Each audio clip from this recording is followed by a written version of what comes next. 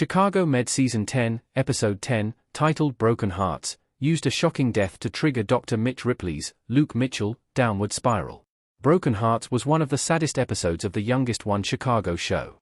Lennox, Sarah Ramos, pushed a set of conjoined twins to agree to a risky surgery that would separate them and treat one twin's aggressive cancer, only for the cancer-free twin to die on the operating table, and Mitch also suffered a heartbreaking loss. Throughout Broken Hearts, Mitch fought for his friend, Sully, to remain in the hospital instead of being discharged.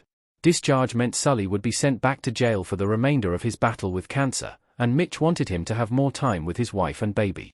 A sad and ironic twist of fate, however, saw Sully die of a sudden pulmonary embolism minutes before Mitch finally succeeded in his request to allow Sully to stay. Mitch's stunned reaction demonstrated why Chicago Med has quietly become NBC's top-rated One Chicago show, but this is unlikely to be the end of this story. Sully's unexpected death in Chicago Med Season 10, Episode 10 kicks off a rough time for Mitch. He is likely to spiral out of control again.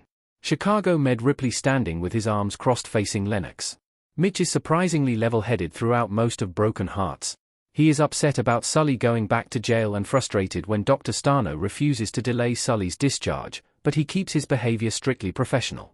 He even delays asking Lennox about revisiting the case several times out of sensitivity to her need to find a solution for the conjoined twins.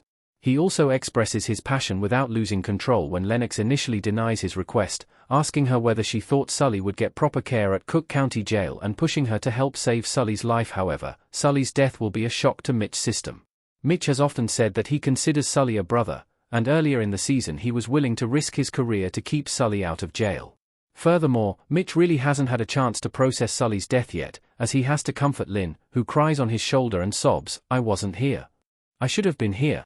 This need, in addition to Sully dying long before Mitch expected, will likely trigger a traumatic response once it sinks in for Mitch that his friend is gone. How losing Sully will impact Mitch's relationship with Hannah. He might push her away again or otherwise cause problems. Chicago Med's Hannah and Mitch have weathered several storms already, mostly connected to Sully. Hannah never liked that Mitch refused to talk to her about his past or that he was still willing to do anything for Sully, including hurting his own career, and their disagreements over Sully almost broke them up before.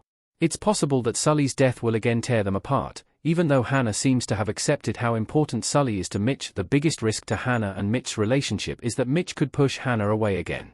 She's forgiven him several times for doing so, but it's difficult to envision a scenario where Hannah continually accepts this type of behavior.